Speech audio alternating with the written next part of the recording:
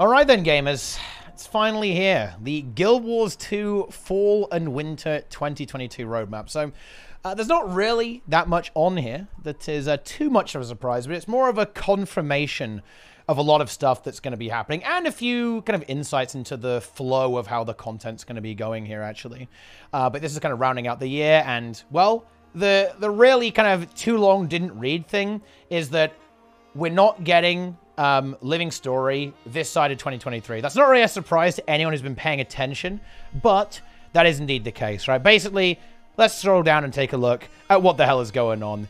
We've got gameplay systems. We got World vs. World Profession Balance update. We got another balance update later on, okay, in November. October's happening right now. This is another one. We got the restructuring beta. We've got some World vs. World. We've got loads of crazy stuff, guys. It's very exciting times, okay? It's epic. We've got the Jaw Mag weapons. We've got Extra Life. We got Winter's End, Shadow of the Mad King. We got the Final Living World episode with a challenge mode on the Strike mission. Very exciting stuff.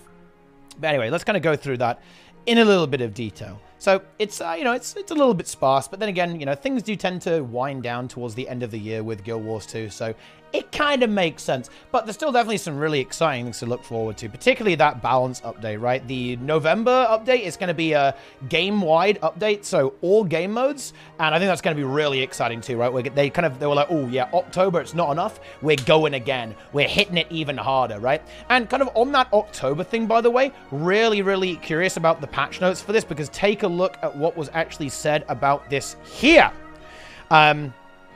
We have made some adjustments to the upcoming competitive-focused October 4th balance update. So in other words, there have been some changes, and they might just mean the Scrapper stuff. They kind of reverted the way Scrapper gyros are going to be changed, so now they're just going to still follow you like normal. But I'm actually very curious if they've done some other tweaks in here as well. Specifically, I think that Spectre could use a bit of compensation in PvE, because getting hit by the Shroud reduction in PvE actually really hurts the defensive utility of Spectre, and Spectre wasn't really seeing super high play rates anyway. It was very strong, but I think that the gearing with ritualist gear and so on kind of drove people away from it, and now there's going to be less motivation to kind of gear that up, so that'll be a lot of fun. So I think it'll be curious to see what they've done there, and honestly, I think that this really is just a testament to them being a bit more reactive and responsive when it comes to community feedback on balance. That's just really great to hear, right? Just overall, right? That's really cool stuff. World versus World restructuring. I mean, we know the drill at this point. You're going to get in there, your server is gone, now it's a world, you choose a guild, you play World versus World with your guild instead of with an arbitrary server instead. Very exciting stuff. Fun thing about this, though, is that actually they're adding some new skins for actually participating in the beta. That's actually a lot of fun. The War Machine weapons. That's pretty cool stuff. So you can go ahead and grab yourself some extra skins for getting involved, and double World vs. World experience, more reward track progress, all that kind of stuff. It's a great time to get some World vs. World rank. Maybe you're looking to get the legendary back piece or something like that. Maybe you're looking to just get out of 3 pip hell right before alliances come out. All that kind of good stuff. Another week-long test, nothing too crazy. And then we have another prevention update, as we talked about previously, right? But look, here we go. Right, we'd like all of our future balance updates to contain changes relevant to all game modes. Now, honestly, that's pretty ambitious if you actually ask me. They're going to, try and make sure that every player has a reason to be excited. I mean, obviously, that makes sense from their point of view. They want to make it as exciting as possible for everyone involved. So that's great, obviously. But yeah, and they're going to, again, be very responsive to feedback. And I love this. Look at this. We're going to have a preview for this update available for public feedback on the official Guild Wars 2 forums a few weeks before the update releases. That's super cool. Like, it has been a long time coming, but that is absolutely awesome to hear. I think that the feedback was very useful to them this time, and they were able to make changes to kind of avoid a banners situation again. This is what they're really trying to not happen, right? They need to... They're really trying to make it so that the banner thing doesn't happen again, where everyone is like, oh, well, yep, Warrior has been removed from the game. And then Warrior actually kind of did get removed from the game until it eventually got rebuffed, particularly with some of the stuff with Bladesworn as well. So you love to see that. Here's a little bit of a, a little bit of a nice surprise. We're getting the Jaw Mag legendary weapons. In fact, that is dropping October 4th. I mean, you know, if you're on YouTube right now, it's probably already happened. Wow, how exciting is that? And then finally, the Primordus Legendary skin is on November 29th. That's kind of like the end of all the Legendaries. There have been some rumors if there's going to be a Su-1 kind of water-style variant. There's some rumors about that. Some people are completely high on copium, and they want a Void-themed Legendary variant. I wouldn't assume that either of those two things are going to happen. I think there was some stuff with the Su-1 stuff maybe being like a chat code in the game or something was found or something like that, so maybe, but we'll see if to stay tuned. I think that one would be pretty cool too, actually. The you know, I kind of like the idea of a watery, you know, legendary meme. You know, it's pretty exciting stuff. We love to see that. We love to see that. Okay, exciting, exciting, exciting. You've got the extra live stream coming up there. Very cool kind of yearly charity event. 24-hour game day stream from ArenaNet, supporting charity. Love to see it. ArenaNet, I mean, yeah, 6th year in a row. ArenaNet pumping, blasting. And actually, that's a stream that might be worth looking out for, by the way, because historically, ArenaNet have actually done a few little teasers here. For example, I believe last year they were kind of teasing, what was it? I think they teased the Bone Skinner or something. Maybe it was the year before that, actually. There was one where they were kind of like, you know, leaking some little details about what might be coming up there. So actually might be worth, you know, if you're interested in that sort of thing, checking it out, not just for the charity, but also maybe a few little teasers. Obviously, no promises there, right? Like, to be clear, right? That's just me kind of like making a little bit of a guess or a speculation based on what's happened on previous extra live streams, but there you go. That'll be fun. Festival stuff. We've got the Shadow of the Mad King. It's Halloween. Wow, very exciting. It's Winter's Day. I mean, that's also exciting, I guess. Wow. I mean, okay. I mean, I like festivals. Who doesn't? Who doesn't love 50 achievement points? I love 50 achievement points. I mean, you know, they're kind of fun, you know, a bit of a novelty. And then we get to the actual big stuff here. The final episode of Season 1. The reason why I think a lot of content hasn't been released after Ender Dragons is because of all this polish, right? The world boss polish, adding Season 1 back into the game, tweaking the new player experience. This has all been part of ArenaNet's plan and vision for the game, right? Like polishing it up, getting everything up to standard, smoothing players joining the game to improve retention and to improve the experience for players. And now we're at the end, essentially, or rather we're kind of at the end of Phase 1, which is the Season 1 stuff. I'm very much expecting to see more core improvements, and ArenaNet have even said as much that they will be doing more core improvements down the line to the game. So expect more of that, but this is like the big thing that's probably blocking a lot of their content, is having to redevelop this and re-add it to the game. It's certainly not like, oh, can you just copy-paste it back into the game? No, that is not how it works. Great example of this was actually Super Adventure Box. When they released Gliding with Heart of Thorns, it completely broke SAB, as I understand it, so they had to like rework it a fair bit to make it work. Imagine how broken some of the Season 1 stuff is. So there's a lot of work that's been going into this, and I think it is a good idea to do this, right? To really make sure there's no gaps in the narrative, which is very important for the new player experience. But anyway, final episode November 8th. Boom. Plenty of time. Pretty soon, in fact. That's dropping shortly. And, of course, it's dropping with a strike mission as well. And it's kind of a fun name to speculate on here. The Old Lion's Court. What is that going to be? What is the boss going to be there? It could be a Watch Knight. It could be Scarlet. It doesn't seem like it's going to... It might not be like the Battle on the Breachmaker if it's Old Lion's Court. Maybe they're trying to not spoil it in a way. So it's kind of a bit of a... little bit of a sneaky name. Not really giving too much away with what that's going to be. It's going to be in Lion's Arch, right? Obviously, it's going to be Old Lion's Court in Lion's Arch. So that'll be the setting for it, but very exciting. And I actually kind of like this change here as well. Now, there is something to talk about here. But a challenge mode version of Old Lion's Court will be released with our November 29th update, which is the same day as the balance update. So let's talk about this.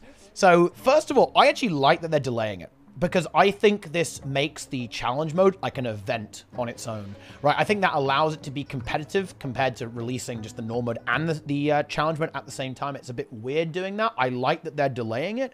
I think it maybe would have been better if they just delayed 2 weeks, right? And do it on the next patch instead of waiting, you know, what is that, 3 weeks, I guess, instead.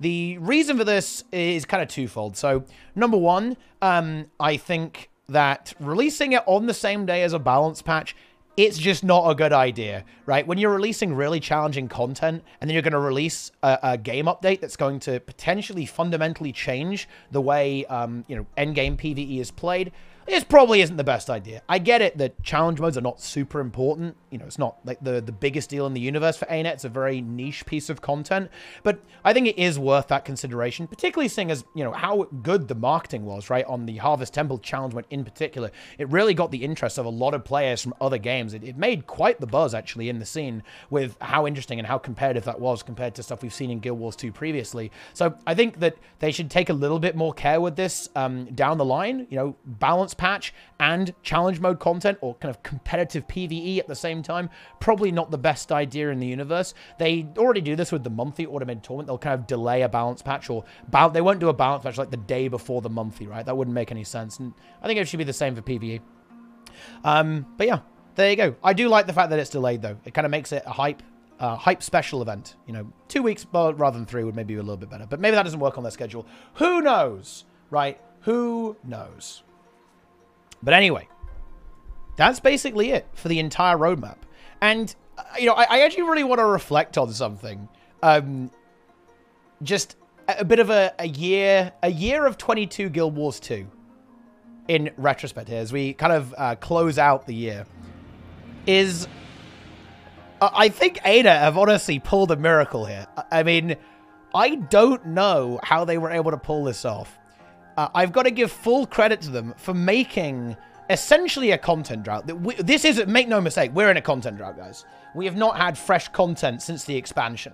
It's all been basically trickled out, right? Like extending the challenge modes, throwing in the Steam release, throwing in Season 1 into the mix, the world restructuring, the balance updates. I don't know how this is possible, but ArenaNet have actually managed to make this year one of the most exciting and action-packed years in the history of the game. That's even saying that, it sounds wrong, but they've actually managed to do it. Like they've really done a good job when it comes to keeping the morale high with great communication from Grouch and obviously the rest of the studio as well. I'm very impressed with what they've been able to accomplish here. You know, I think a lot of games would be envious of how well ArenaNet has actually been keeping the morale steady, right, and not letting that community sentiment drop. There have been times when we've had way more content being released in the game, but everyone's been like big mad, right, and completely going absolutely insane, full unhinged mode and like flaming the game, right?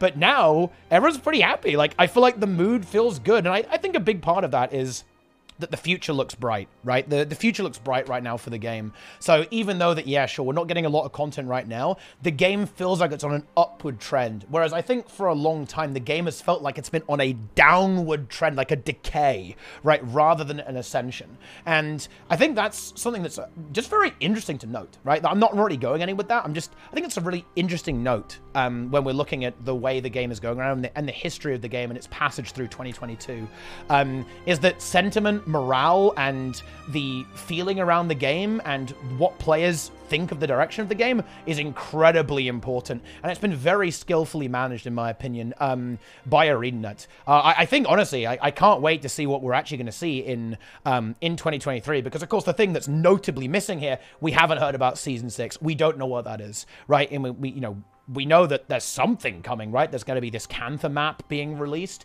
but what is that, right? Season 6, what's in Season 6? What about the expansion? When is that coming, right? Like, what type of content are we looking at? Are we looking at elite specializations? Are we not? I don't know. There's a lot of unanswered questions about the game right now, which is a little bit exciting, but also a little bit nerve-wracking as well. Will ArenaNet try and switch it up a little bit? Are they going to change their plans again? I mean, they've changed so many times, right? It's Living World, but actually, no, it's expansions. But no, actually, it's Living World, but actually, now it's Icebrood Saga. But no, actually, it's an expansion again, right?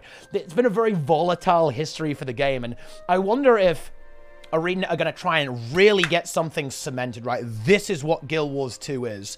It's one of those things that's honestly fascinating about Guild Wars 2. We haven't really had that consistency, right? It's always been, what's next? I don't know. I'm not entirely sure, right? We've kind of had like a vague idea. You know, you had the Heart of Thorns Season 3, Path of Fire Season 4. That was fairly solid, but it's always felt a little bit, I don't know. It's always felt really unsteady to me, right? And not quite, you know, fully robust and fully locked in. So I'm very curious to see what the studio is going to do under the new leadership team in 2023. The next roadmap is going to be super exciting, or, you know, like whatever, you know, the next piece of communication, right, that ArenaNet bring us about the future of the game and the future direction when it comes to content updates and, you know, the game down the road. I think it's going to be super exciting. But the way they've been handling stuff like balance updates, you know, like challenging content, difficulty settings, the design direction, I think you'd actually be kind of crazy to be, you know, to not be optimistic, actually. Like, you know, it's, I'm